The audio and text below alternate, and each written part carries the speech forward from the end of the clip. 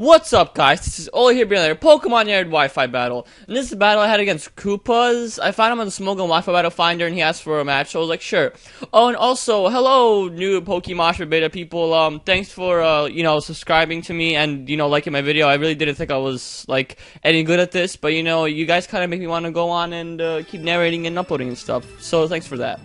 But anyway, let's start off with the battle. So, I let off a Jolteon, he leads off with Politoed. Now, he had a Thunderous Therian form on his team, and I know you're not supposed to predict first turn, but that's exactly what I did. I go for Shadow Ball right away because the switch to Thunderous was extremely obvious to me. I was like, there's no way he's not going to switch out into this thing, because frigging Politoed will die. So I go for Shadow Ball, it pays off beautifully. I take out half of that Thunderous, that Thunderous's HP, so now he has to switch out into his Tentacruel, and I went for Shadow Ball again because I really had no reason not to.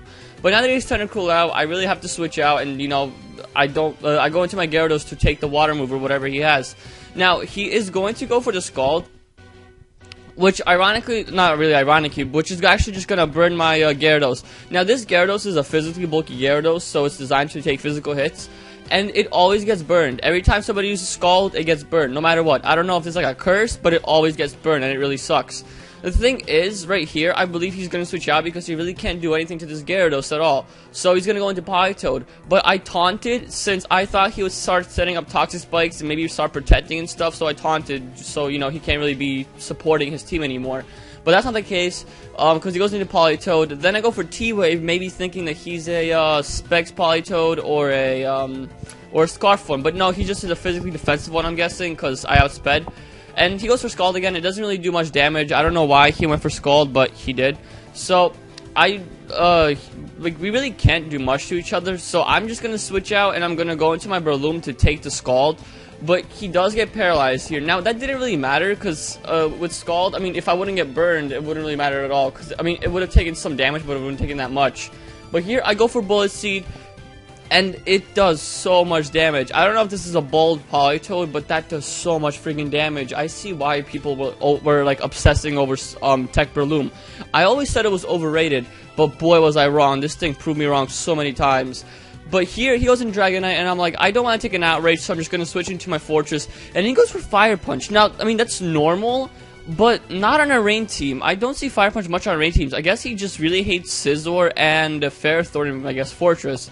So, I go into Fortress, take a fuck ton for that Fire Punch, but now he's going to switch out, predicting my Infernape to switch in, so he made a really nice play there.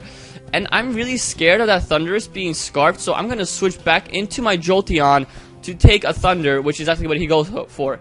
Now here, I predict him to switch into something else and go for the Thunderbolt. Now he switches into Tentacruel, obviously predicting me to go for the Shadow Ball, but I knew he'd do that. Since he's locked into an electric move, I'm like, I really... I have no reason not to go for Thunderbolt. If he'd stay in, I'd really be screwing myself, but he didn't. I made the risky play, and it paid off because there's a dead Tentacruel right there. But now he goes in D-Knight. I know he's going to take a Thunderbolt with multi-scale, so I really want to go into my Gyarados and intimidate the Dragonite. He goes for Extreme Speed, which, I guess is okay, but it wouldn't kill Jolteon, so, I don't know. I don't think that was the best play he could have made. But now with Intimidate, he does even less damage, so... He's now going to switch out because he sees that he's not doing any damage and goes into Thunderous, as I believe I Dragon Tail trying to get the multi-scale off of that Dragonite, but he makes a good play and goes into Thunderous. But now I phase him out into Coldeo, which is easily going to be able to take out my Gyarados, but I'm just going to fodder my Gyarados anyway because it's kind of useless to me this match. It's pretty much dead and, it's burning stuff.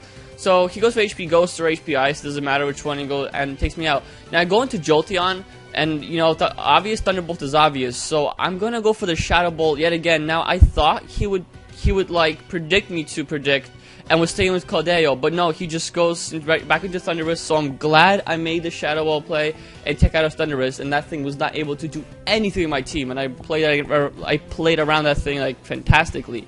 But here I go into Fortress to basically fodder my Fortress, because that Dragonite can easily destroy my Jolteon. So I go into Fortress, fodder it. I don't have my entry hazards up, but that's okay, I guess. So I go into Landorus, and since he's locked into Earthquake, I know he's going to switch out. There's no reason for him not to. He can't do anything to me. So I predict to switch, and not really predict. I just go for the Earthquake because there's no reason to not go for it.